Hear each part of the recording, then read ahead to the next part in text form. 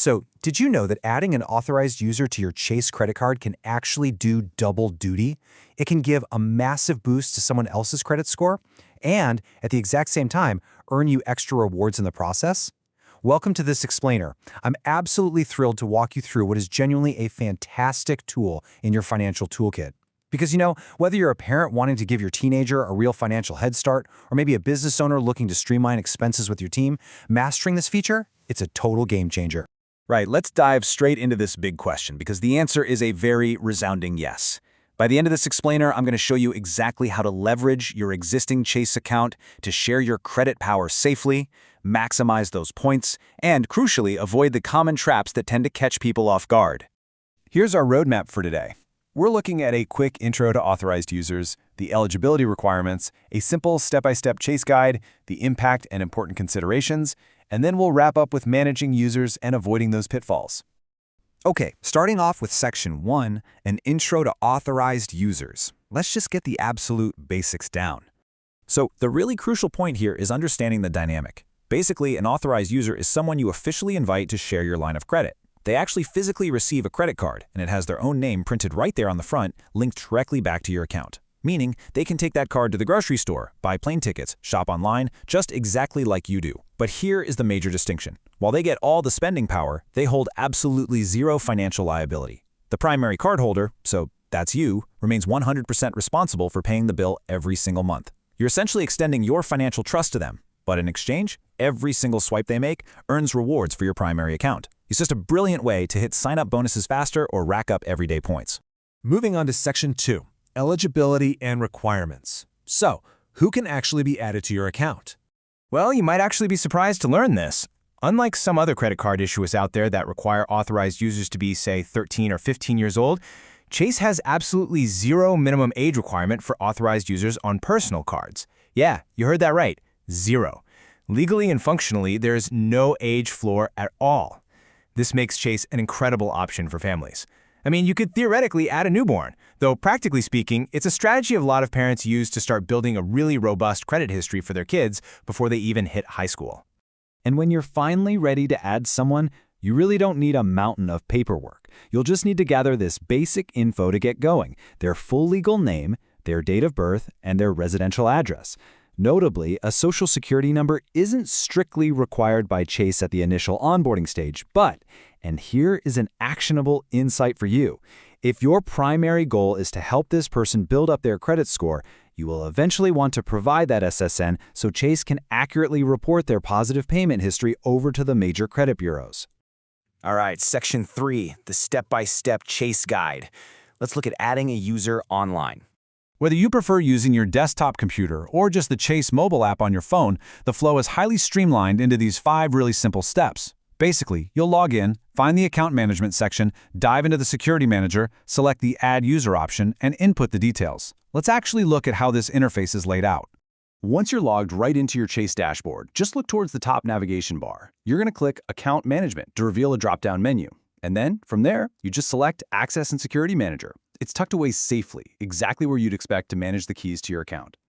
Now, once you click into that dashboard, you'll see a screen that lists any current users you might already have set up.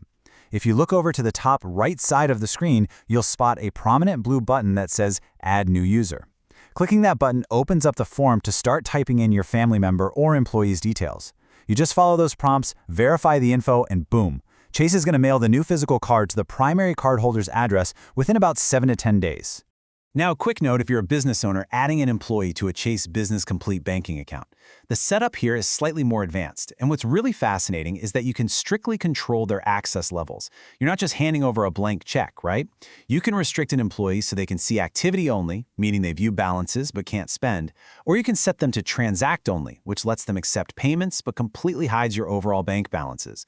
Or of course, you can grant them full see activity and transact rights. It just gives you incredible granular control over your business operations. Which brings us to Section 4, impact and important considerations. Let's talk about the financial realities. It is absolutely vital to understand how these roles compare. Both the primary cardholder and the authorized user have this account's history reported to the credit bureaus. This means your good habits, like on-time payments, are literally being copied onto their credit profile. which is fantastic for them. They're also earning rewards, but all those points funnel straight back into the primary cardholder's ultimate rewards balance. But remember, as we said, the primary cardholder absorbs 100% of the financial risk. If they go on a huge shopping spree, you are legally bound to pay that bill. Because of exactly how this reporting works, let's look at a brilliant real-life strategy from our sources. Imagine a parent adds their 17-year-old teen as an authorized user. The teen gets a card, the parents set very strict verbal rules on spending, and for a whole year, the teen's credit report shows a perfect payment history. Well, when that teen turns 18 and applies for their own starter card, like the Chase Freedom Rise, for example, they aren't starting from scratch. They already have this robust, positive credit foundation. It really is an incredible gift to give a young adult. But before you go adding all your friends and family to your account, there is a cost consideration for certain cards. While adding users to most standard Chase cards, like the Freedom Unlimited, is completely free, premium travel cards operate a bit differently. For example, if you hold the ultra-premium Chase Sapphire Reserve, you're actually going to be charged a $75 annual fee for every authorized user you add. Why? Well, because that user isn't just getting a piece of plastic, they're getting access to premium perks like Priority Pass lounge access and premium travel insurance. So you just need to make sure the math works out for your specific situation. Let's wrap things up with Section 5, Managing Users and Pitfalls, How to Avoid the Common Traps. The biggest pitfall by far, as we've stressed, is just forgetting that you are legally responsible for their spending. That's why actionable tip number 1 is to set incredibly clear spending expectations right up front. You have to have a conversation. Are they only allowed to use it for gas? Is it only for emergencies? Make sure it's fully understood, because Chase is not going to enforce your family rules for you.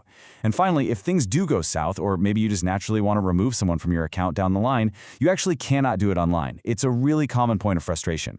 To remove an authorized user, you must call the customer service number on the back of your card so a real agent can officially delink them and update the credit bureaus. And just as a quick reminder, because banking terms, fees, and regulations can, and definitely do, change, you should always check official Chase resources or have a chat with a certified financial advisor before making any major moves with your credit. You can always find the most up-to-date information directly over at chase.com. So think about the sheer power of this single strategy. Who in your life could you help build a brighter financial future for today, simply by sharing your credit power? It's a real game changer. Thank you so much for joining me for this explainer. Until next time, keep optimizing your finances and stay curious.